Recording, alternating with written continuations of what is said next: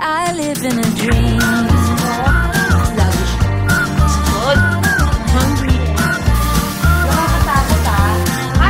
live in a dream. Gagawa ako. Iyan ako. Alerty.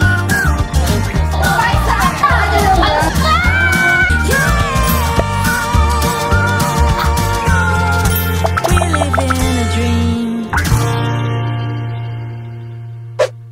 Hi guys! Good morning! It's been a while and aga ko nagising dahil ang aga ko din naman nakatulog. Sobrang pagod na pagod ako kahapon and pagdating ko dito sa bahay, I still plan to maligo pero nakatulugan ko na siya. And so nung nagising ako kanina, naligo agad ako. Kahit na wala naman akong pupuntahan. Yung nanay ko ay sinipag at nagluto ng breakfast. We have sweet and a garlicky, peppery longganisa and also sunny side up egg and then bagong lutong rice. Samahan niyo akong kumain ng breakfast. Ay, masarap tong longganisa kung may kamatis te. Kayo ba? Anong tinitero niyo sa longganisa? Pwede rin naman suka. Pero, mas gusto ko yung kamatis eh. Kasi kamatis, diba? Gulay. So, at least, may papasok na gulay sa body nyo. Ganon. Yung sarap. Ang sarap ng longganisa. Hindi naman na itatanong, itong longganisa na to, ino-order ko. Kasi, masarap siyang gumawa ng longganisa. Sarap. Last, log.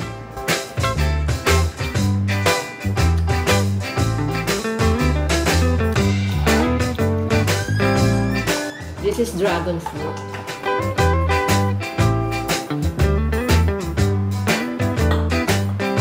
I need patis. Ang mami niyong mahilig sa patis. Well, mahilig si Hazel sa patis. Meron pa pala akong Spanish sardines. Dati guys, nagluluto ako nito. So, yung mga maliliit na bangus, pwede nyo siyang i-pressure cooker, tapos lalagyan nyo lang ng oil, lalagyan nyo lang ng bay leaf, tapos merong carrots, tapos merong, syempre, patis. Patis ang nilalagay ko. And then, pickles, tapos pepper, tapos i-pressure cooker nyo lang siya ng matagal. Ang magiging ending nyo para kayong merong Spanish sardines from the bottle na nabibili nyo sa grocery. Yung aming water purifier, kailangan na niya ng maintenance. Napakahina na ng water. Inaantay ko yung service. Tumawag na ako, sabi ko, kailangan ng check-up at saka ng filter replacement. Busog ako, sarap. Hindi na ako madalas nagbe-breakfast in the morning. Usually, brunch na lang. Minsan pa nga hindi lang brunch eh. Mga 2 to 3 p.m. na ako sa first meal. So, ganun. Meron akong bagong bisyo ngayon. The new bisyo is nagpapapak ako ng biskop. Grabe. Ano ba yung pinapalaman sa tinapay? Ang sarap guys. Ang biskop pala papakin. Dapat, Ling, sa gabi ka hindi na kumakain. Sa umaga ang importante. Ako sa gabi, minsan 2 subong kanin lang. Minsan mo nga hindi na ako nakakain sa gabi. Sa pagod ko, di ba? Matutulog na ako. Ang sarap ng tulog mo. Kasangga ang gumising. Sarap. Tikman mo para malaman mo. Magkano isang ganito, Ling? Ay, hindi ko na alam. Mga 400. Baby, meron naman doon bakery sa loob ng Hindi ko siya pinapalaman guys sa tinapay. As in, pinapapak ko siya. Bakery pala yung nasa Facebook. Ang dami ko nakitang ganyan. Meron akong kwento. Nabudol ako. Na-scam ako sa marketplace. Bibili ako ng Biscoff sauce. Sauce naman to for the yogurt. Ayun, wala akong feeling na budol siya or something. Hindi ko naramdaman, in short. Kasi may mga instances din sa marketplace na na-scam ako, like siguro mga 2 times na. Pero yung 2 times na yon, na-feel ko. Yung una, alam kong budol, pero nag-give in pa ako. Tapos yung pangalawa, may doubt na ako, pero unsure ako. So, yun yung second. Tapos, yung third, the other day lang, nag-order ako ng isang Biscoff sauce. Pagkatapos, sabi niya siya daw yung mag-book dahil meron daw siyang e-wallet, MS. So, okay lang naman. Sabi ko, Gcash payment. Tapos sabi niya, hindi daw Gcash, bank daw. Tapos yung kanyang bank is Owned Bank of Cavite. Parang hindi familiar na bank. Tapos sabi ko, meron ba nun? Tinuruan pa niya ako, pinakita niya sa akin na meron. Tapos i-transfer ko ko daw from my GCash to own bank. Parang ganun. So, nagbayad ako. Tapos, pinakita ko yung screenshot, tapos sabi ko, pa-deliver na. Nag-acknowledge pa. Okay po, receive payment. Sige po, pa-deliver ko na. Tapos, biglang nawala ang listing. At, eto, nako, isichika ko sa inyo kung sino siya. Kasi guys, sa sobrang bad trip ko, no? Alam niyo yun? Nakakainis lang na out of nowhere, bigla ka mabubudol. Kapamanicure, pedicure ako nung nag-order ako. So parang hindi ko naisip as in. Ang pangalan ng bangko kung saan ko tinransfer yung money, maliit lang naman, 1,600 pesos. It's Girly De Leon. Ito po yung profile pic nung nambudol po sa akin. Mukha po siyang estudyante. Girly De Leon yung pangalan. Kasi pwede din naman gumagamit siya ng ibang picture, di ba? Ingat lang kayo pag nagtatansa kayo sa marketplace, maraming scammer, sa totoo lang. Pagka meron na kayong hint, meron na kayong feels na hindi okay, hindi talaga siya okay. Huwag nyo nang ipilit. Marami namang legit na nagtitinda. Yung una, guys, ganito. 20 cases of emborged na full cream milk, which is ang cost nun parang nasa around 16,000 pesos. I remember, Sunday yun eh. Ang sabi sa akin, free delivery na daw. Okay, kasi 20 cases. Sabi ko, okay, so thank you.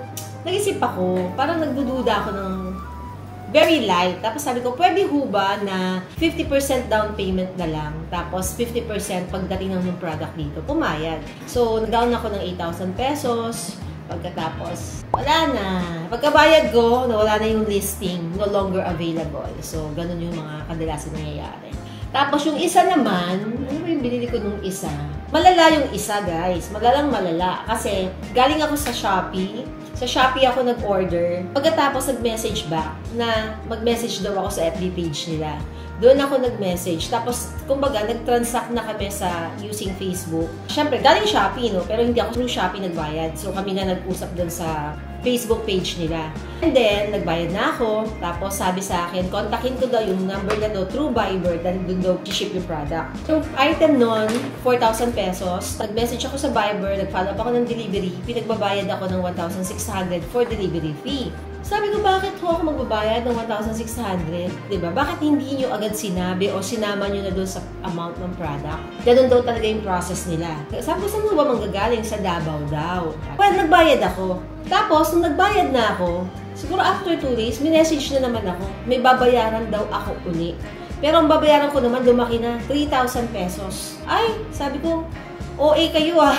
Nagbayad na ako ng product na, nagbayad na ako ng presyo ng product na 4,000. Nagbayad na ako ng additional na 1,600 para daw sa mga freight, para daw sa importation, keme, ganyan. Pagkatapos, pinagbabayad pa ako ng around 2,000 something. Sabi ko, ay, erase na kayo, magtigil na kayo. So, alam niyo yun, pagka gano'n nakakainis kasi di ba parang sinayang yung oras mo, naloko ka, na wala yung pera mo, pagkatapos sila ganun-ganun lang na nakakakuha ng pera. Ingat lang kayo guys. Actually, kahit hindi sa marketplace eh, kahit saan, kahit nasa ang lugar, lagi-lagi mag-ingat. Meron na naman akong sweet dito sa harap ko. And guess what? M&M's. Grabe, sobra akong into sweets lately. Tapos kagabi, galing kami kina JM. Bumisita kami dun sa kanyang bagong house. Tapos ang sarap ng mga food. Pinabaunan kami ng cheesecake, which naubos na ni Mama sa ni Ate. Grabe sila, as in. Tapos meron pa siyang pag-giveaway.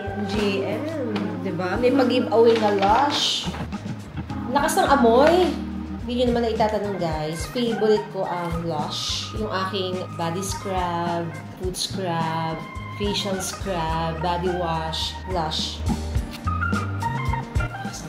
Tignan natin kung ano to. This is handmade cosmetics. Karma soap. Tignan natin.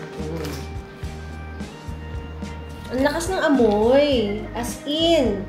Ito try ko. Very, very strong yung scent. Pero alam nyo, maganda ang Lush guys. Kasi, ano sila eh, hypoallergenic. Tapos, mostly made from organic ingredients. Ganyan.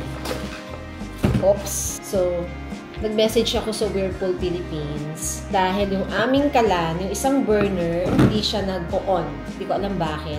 madalas nagiging ganun. Kasi pag nililinis ni mama sa ni ate, natatamaan yata nila yung pinaka-burner. So parang ayaw ngayon sumindi. And also yung aming water purifier din, ayaw tumulo.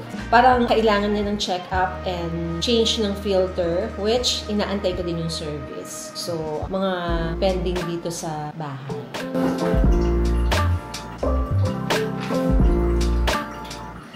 Kailangan nyo mag-vitamins, guys, ha? Dahil, meron na naman tayong COVID na, hindi naman siya mawawala. Kailangan natin palakasin ang ating resistensya. Centrum. And then, next is Alshamid for the bones.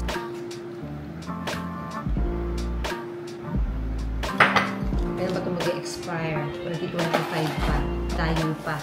And then, last but not the least, meron akong bagong discovery. This one, nakita ko to sa Watson's store sa SM.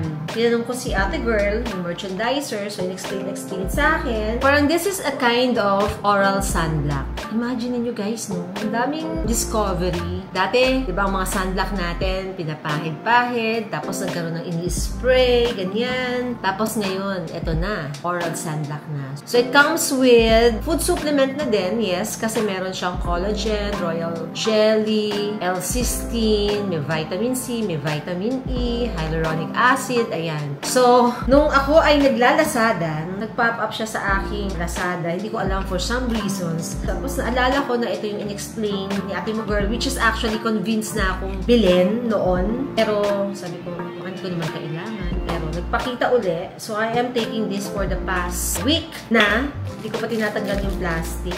Tapos ganito yung kanyang itsurahan. Ayan guys. Actually, mukha siyang nalumang gamot.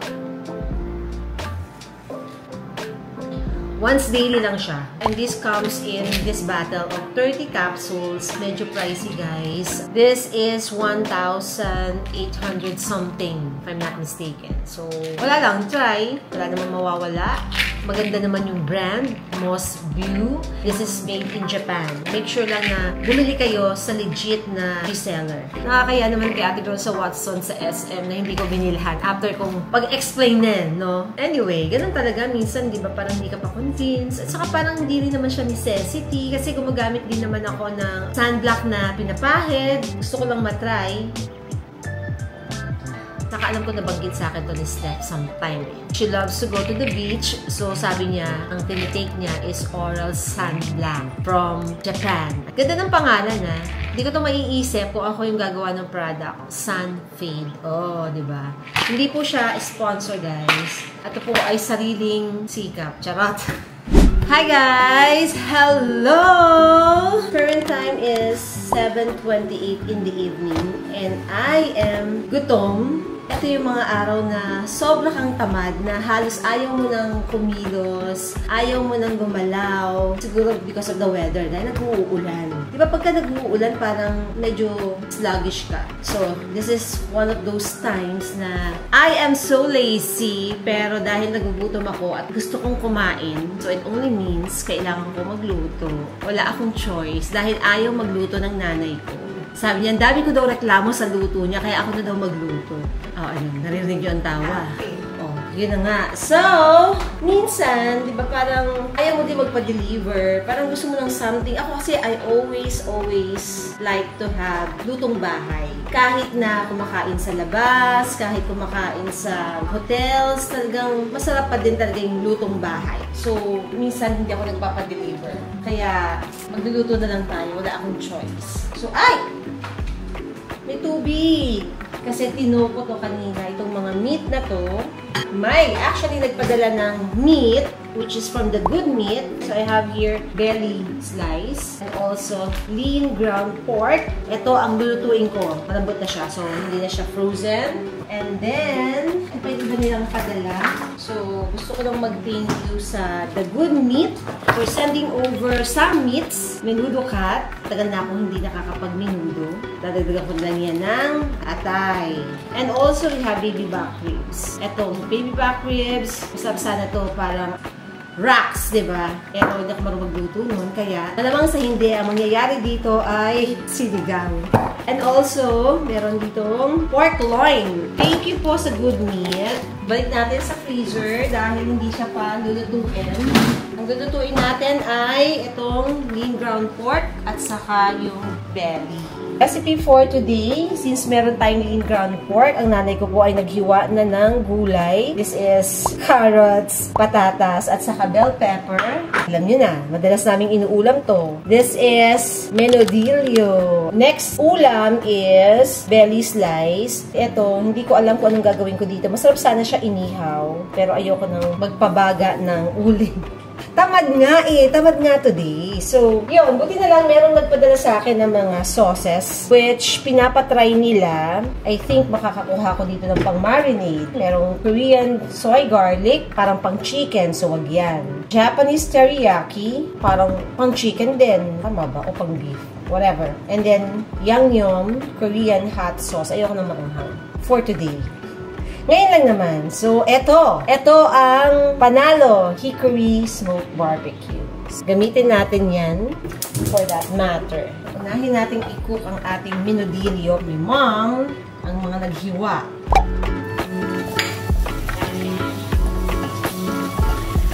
Bango. Ang bango ng bawang. I love the bawang.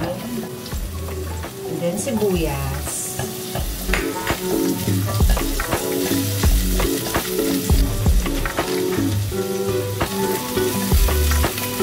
Natin lahat.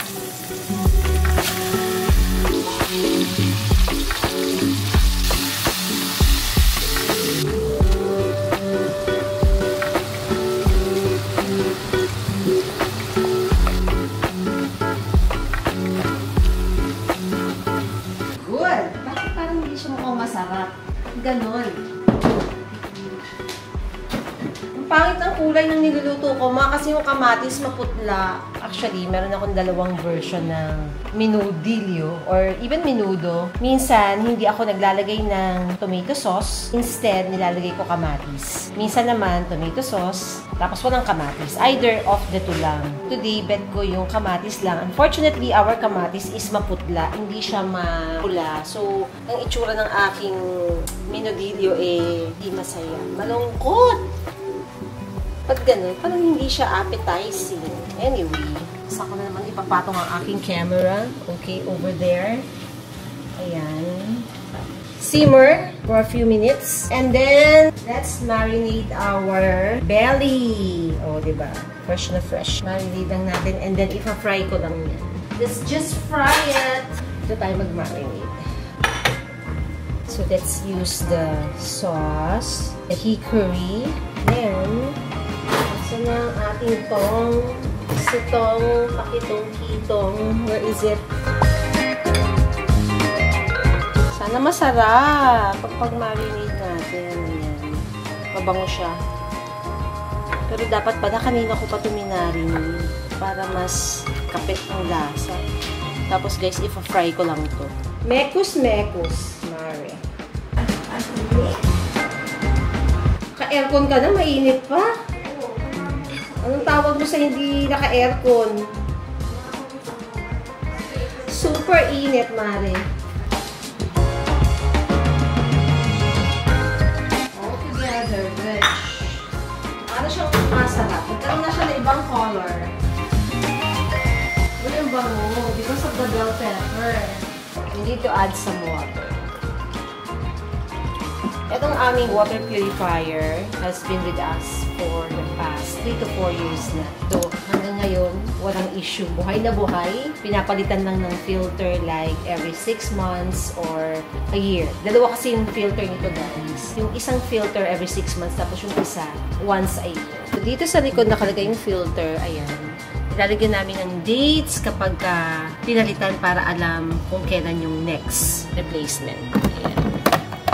Usually, tumatawag lang ako sa customer service nila for service. So, yun, napitis. Mainit. Ayokong buksan yung exhaust fan, guys, kasi maingay. Try natin, ha? O. Diba, ingay. Number 2 lang yan. O, number 3. Wala na, hindi tayo magkakarinigan. Diba? Let's taste it. Off na natin. Taste natin kung masarap na.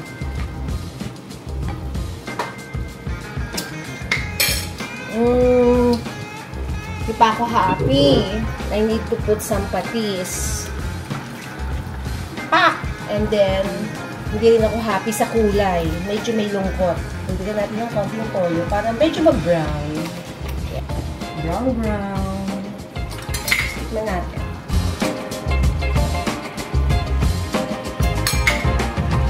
Nice naman. Dapat pala inubos na natin yung bell pepper. Kasi masisira lang din yun. Medyo bitin yung pagkalasa ng bell pepper dito.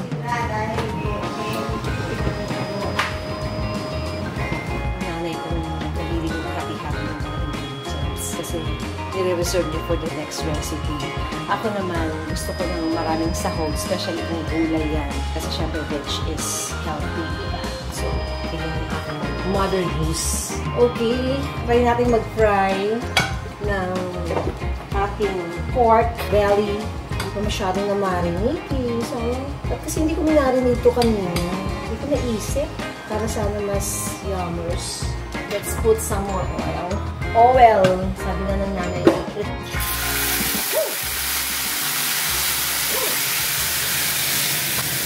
Nangyari, ba't gano'n? Nakakatakot yun ah. Guys, nakita niyo ba yun? Nakakatakot ah. Isa natin yung taas ng usok. Hindi pa nga kumapit. Why is it like this? Okay, mawala ba tayong coke? Wala eh. Parang hindi masaya. Tikman natin. Ay, ang lambot ng meat. Sandali ko lang siyang fry. This is liempo. Usually liempo matigas. Pero ito, dito na siya. Hindi isa. Muna natin. Kung kumagat yung marinade. Ah! May anghang. Ang lambot. Kumagat naman kahit paano. Mga 10% na agad. Maanghang ma. Medyo may anghang. Nilagyan mo ng pamuntan. Minarinate ko dun sa binigay na may nag-o-offer ng mga sauces dun sa store. Wala ka sa anghang? Hindi naman.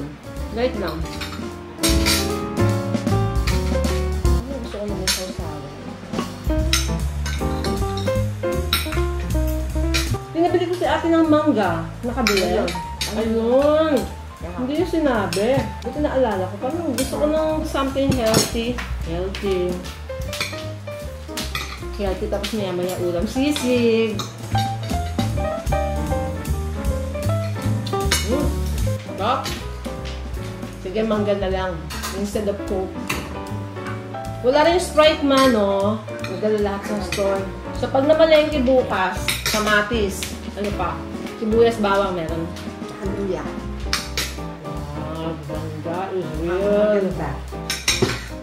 Nung bata ako, nakatala ko sa lola. Diba? Ang ulam ano, ma? O, ito lang magsabi, paksiw sa kamangga. Mahilig sila sa paksiw na bangus. Kaya nga, naging mahilig din ako sa bangus. Paksiw na bangus. Tapos may mangga. Inuulan yung mangga. Ayun ba yun? Maliliit na isda. Sarap naman. Naanghang? Hindi, okay lang. Parehas kami ni mother na hindi masyado mahilig sa karne. Pero kumakain naman. Pero pag steak, mahilig ako. Hindi ka rayo ba yan? Steak. Ika naman nga ako na. Rayo ba? Ganun lang yun. Hindi ka. Rayuma o laman. Nice. Happy pa din naman ako kaysa mag-order. Minsan kasi guys, di ba, pag mag-order ka sa labas, parang at the end of your meal, parang hindi ka naman na-happy. Minsan masarap, minsan kailangan ano rin. Saka ma, bulo yung rep. Ang daming laman yung niluluto. Nang wala lang tayo, mga gulay, mga panahon. Oo. Di, naluluto ko na yung iba. Nagpa-order ako ng cake. Kahapon ko pa gusto ng chiffon. Halo-halo sana eh. So, ano naman ang tatlong isa? Halo-halo. Tinatamad na akong kumuha ng ano. Ay! Ako nakakainis. Look. Ayan. Yan ang napapala ng tamad eh. Tamad yan. Tama na, Chi. Lalong dumumi. Anyways, kamayin natin.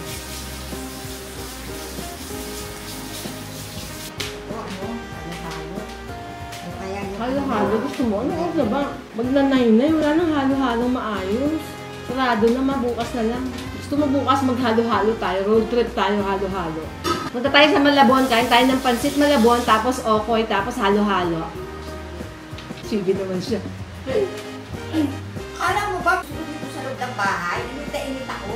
Ay, mag-aircon ka. Pera ko naman ako sa aircon. Kami, nagtumba ako dyan sa silya. Hindi kasi guys, itong aircon sa baba. Tumutungtong pa para i-on and off. Ako talaga Walang remote. Ito yung galing sa 11-11 store namin. Pwede nila dito sa house. Si mama, hindi siya marunong magbukas. marunong, kaya lang iniiwasan ko yung disgrasya. Mareklamo ko talaga pagka hindi ayos ang mga bagay-bagay.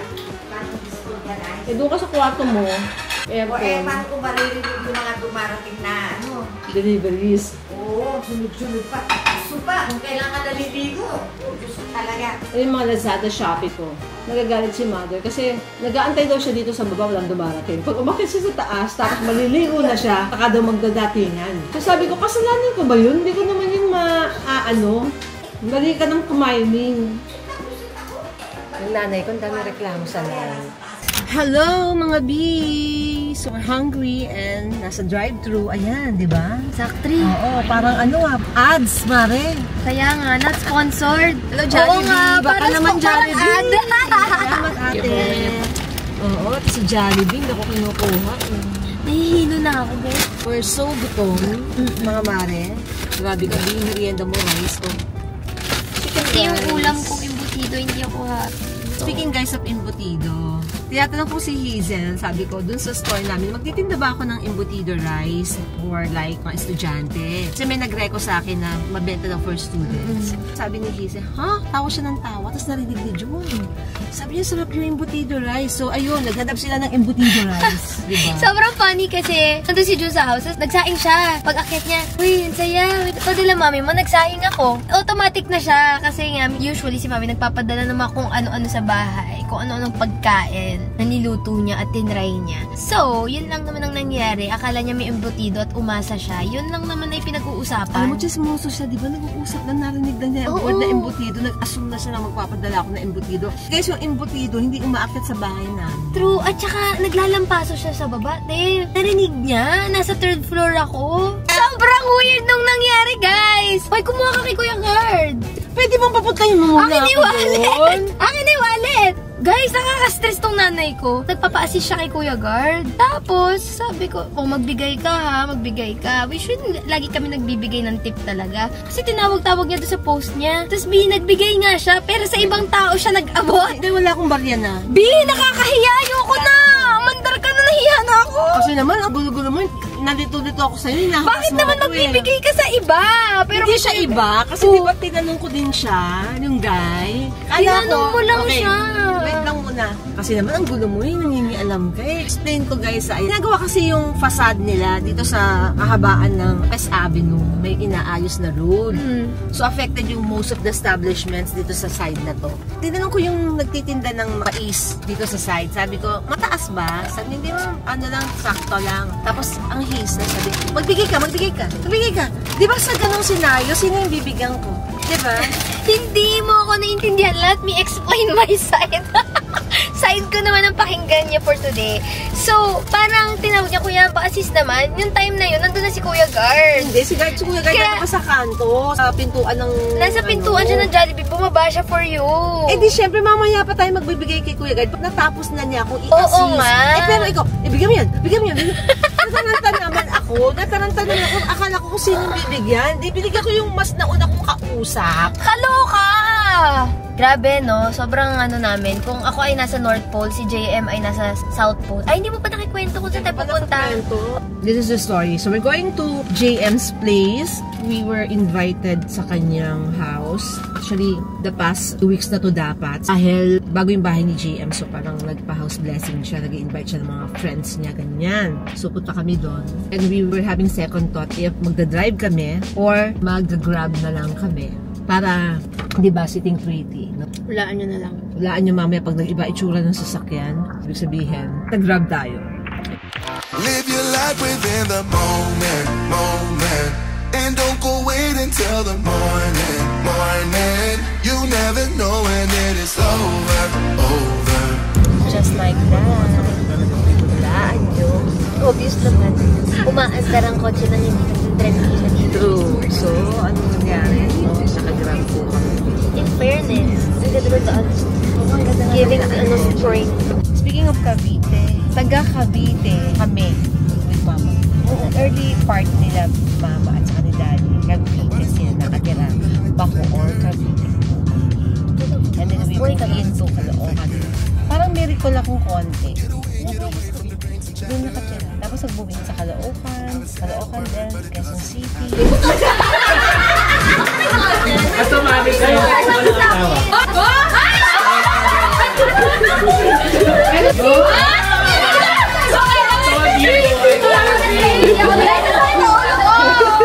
So the first question, you all know the rules, okay? Magbigay ng brand ng medicine. 3, 2, 1, go! Pfizer! Mali! Pfizer! Jessie! Galesta! Ano sabi niya? Pfizer! Second question, magbigay ng sabon ng adobo. Wala pa! 3, 2, 1, go! Power! Ano yan? Ay, Kasi yung naisip ko, pero sabi ko, Oo, okay lang. may chicken adobo. Meron sa barangay, pray for Christ ngayon. Magbigay ng social media platform. Ayan na! Madali lang yan! Kailangan tayo dito. 3, 2, 1, go! YouTube!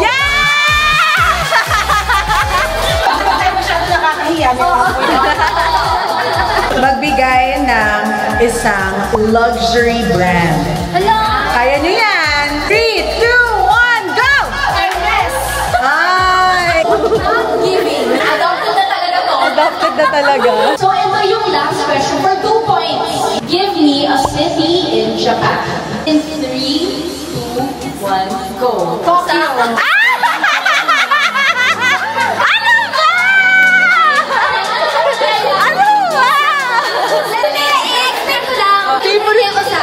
So, kaya gusto ko sabihin Osaka kasi baka Osaka yung sabihin niya. Ako kasi alam kong favorite niya yung Tokyo.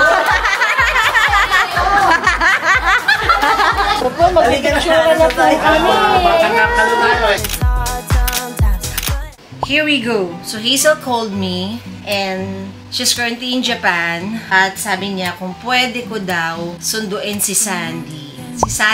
Si Sandy the dog. Sunduin ko daw at dito daw muna sa bahay.